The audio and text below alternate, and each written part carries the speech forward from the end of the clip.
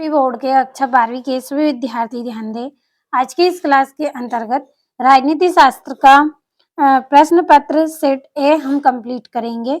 आपका जो एग्जाम है वो 24 मार्च के दिन है। यदि आपको एग्जाम में पूरे अंक लाना है तो जो क्वेश्चन आपको बता रही हूँ कंप्लीट आपको कर लेना है। तो बिना किसी देरी के चलिए शुरू करते हैं हमारे पहले प्रश्न को। ये आपका पहला प्रश्न है, सही विकल्प चुनिए। पहला है बोल्शेविक क्रांति कहाँ हुई थी? बोल्शेविक क्रांति कहाँ हुई थी? ये रूस में हुई थी। तो आ नंबर वाला आपका आंसर इसमें सही रहेगा। दूसरा है बांग्लादेश एक स्वतंत्र राष्ट्र बना। तो बांग्लादेश एक स्वतंत्र राष्ट्र कब बना? 1971 में बना। तो बा नंबर वाला आंसर आपका इसमें सही रहेगा। तीसरा है मानव अधिकार दिवस मनाया जाता है। तो मानव अधिकार दिवस कब मनाया जाता है? 10 दिसंबर को मनाया जाता है। तो 7 नंबर वाला आंसर सही। चौथा है पृथ्वी सम्मेलन 1991 का संबंध है। तो पृथ्वी सम्मेलन का जो संबंध है वो किससे है? पर्यावरणीय मुद्दे से है। आ नंबर वाला सही है।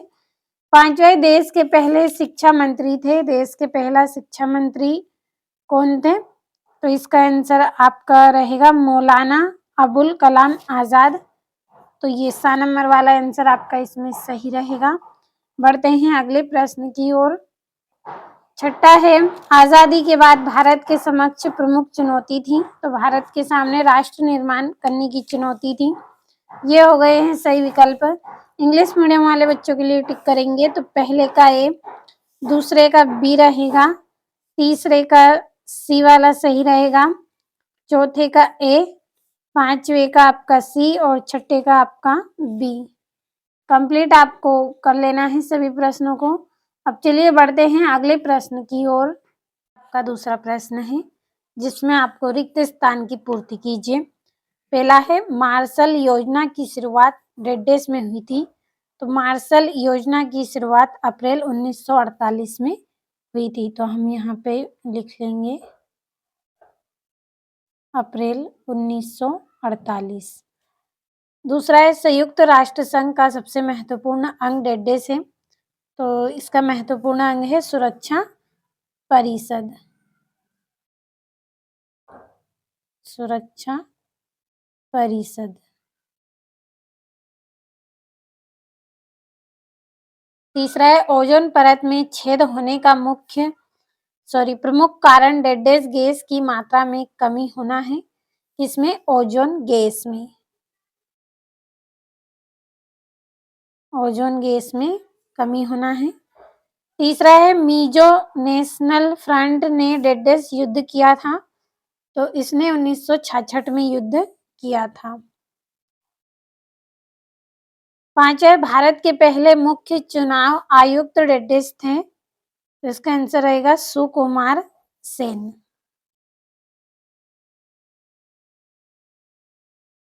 सुकुमार सेन। छठा है जयप्रकाश नारायण को डेड डेज के नाम से जाना जाता है। लोक नायक के नाम से इनको जाना जाता है। लोक नायक। ये हो गए हैं आपके रिक्त स्थान और इंग्लिश मीडियम वाले बच्चों के लिए भी भर दिए हैं। अब अगले प्रश्न की ओर बढ़ते हैं। तीसरा प्रश्न सही जोड़ी लिखिए। पहली जोड़ी है आपकी आसियान का मुख्यालय। तो आसियान का मुख्यालय की जोड़ी रहेगी जकार्ता, पहली जोड़ी। दूसरा है विश्व स्वास्थ्य संगठन सबके लिए स्वास्थ्य, दूसरी जोड़ी रहेगी। तीसरी है क्योटो प्रोटोकॉल 1997 ईस्वी और अहिंसा व सत्याग्रह के सिद्धांत महात्मा गांधी, चौथी जोड़ी रहेगी। पांचवी वर्गीज क्यूरियन, तो इसकी जोड़ी आएगी सहकारी डेयरी, पांचवी जोड़ी है। छठी है फखरुद्दीन अली अहमद, तो इसकी जोड़ी रहेगी आपातकाल की घोषणा, छठी जोड़ी। सातवीं चीन द्वारा भारत पर आक्रमण, तो इसकी जोड़ी रहेगी 1962, ये सातवीं जोड़ी। ये जोड़ियां हो गई आपकी। अब यहाँ से इंग्लिश मीडियम वाले बच्चों के लिए नंबर डाल लेते हैं जोड़ियों पर। ये सातवीं, ये वाली 5वीं और ये वाली आपकी पहली रहेगी, छठी, चौथी, दूसरी,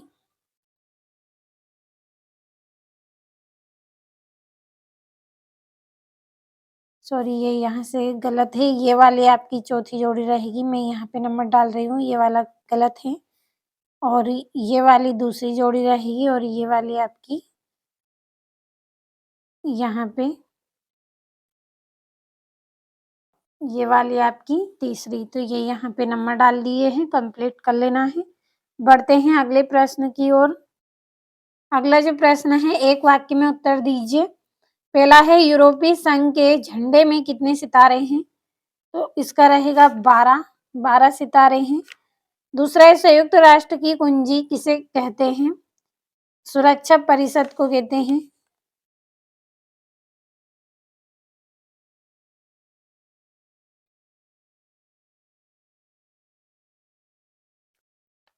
तीसरा है, भारत ने क्योटो प्रोटोकॉल कब हस्ताक्षरित किया? इसका रहेगा 2002 में। अगला है, वैश्वीकरण में किसका मुक्त प्रवाह होता है? तो वैश्वीकरण में विचार, वस्तु, पूंजी एवं सेवा आदि का मुक्त प्रवाह होता है। तो हम यहाँ पे लिख लेंगे विचार मुक्त, विचार, वस्तु,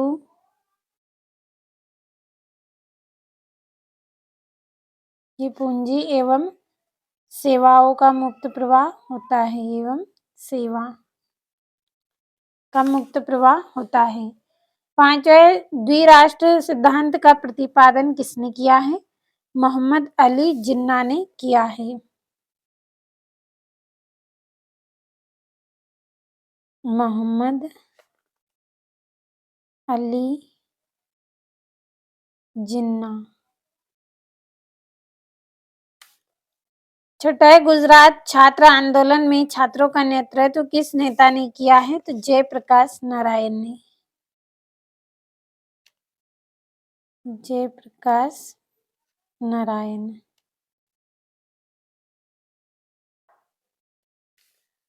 अगला है, ताशकंद तब भूतपूर्व सोवियत संघ में था और आज यह शहर किस देश की राजधानी है? तो उज्बेकिस्तान की राजधानी है।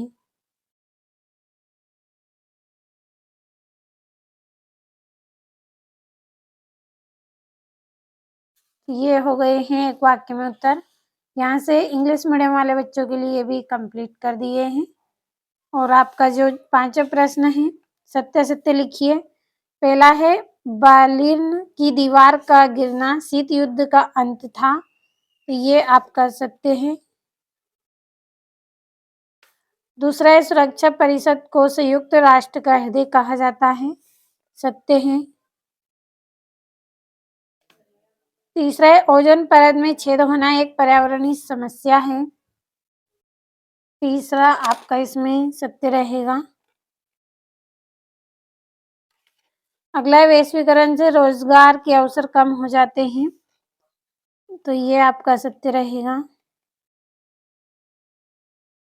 पांचवा, मंडल आयोग का संबंध महिलाओं से है। तो ये भी असत्य है। और सामाजिक एवं शैक्षणिक रूप से पिछड़ों को अन्य पिछड़ा वर्ग कहते हैं। तो ये भी आपका असत्य है। अब यहाँ से इंग्लिश मीडियम वाले बच्चों के लिए करेंगे कंप्लीट। तो पहला आपका सत्य, दूसरा सत्य, तीसरा सत्य, चौथा असत्य, पांचवा सत्य और छठा भी आपका असत्य। और यहाँ से छठा प्रश्न, द्विध्रुवता का अर्थ लिखिए और शॉक थेरेपी क्या है? कंप्लीट आपको कर लेना है। यहाँ से सातवां प्रश्न, सुरक्षा की पारंपरिक धारणा का अर्थ लिखिए। ग्लोबल वार्मिंग किसे कहते हैं? वैश्वीकरण किसे कहते हैं? एक दलीय प्रभुत्व के लाभ लिखिए। प्रथम पंचवर्षीय योजना की कोई 2 विशेषता आपको बतानी है। और लाल बहादुर शास्त्री ने प्रधानमंत्रित्व कार्यकाल में देश को किन 2 चुनौतियों का सामना करना पड़ा? यदि आपको 24 मार्च के दिन राजनीति शास्त्र में पूरे अंक लाना है तो पूरे प्रश्नों को कंप्लीट करें। 13वां लोकतंत्र क्या है? 14वां ऑपरेशन ब्लू स्टार क्या था? लिखिए। सन 1990 से 90 के बाद भारतीय राजनीति में हुए बदलाव का वर्णन कीजिए। भारत जैसे देश के लिए सोवियत संघ के विघटन के कोई 3 परिणाम स्पष्ट कीजिए। और यूरोपीय संघ को ताकतवर बनाने वाला कारक कौन से? स्पष्ट कीजिए। पूरे अंक यदि चाहिए तो कंप्लीट आप जरूर करें सभी प्रश्नों को, इसी में से आपका पूरा पेपर रहेगा। और राष्ट्र निर्माण की कोई 3 चुनौतियां लिखिए। नक्सलवादी आंदोलन की व्याख्या करना है।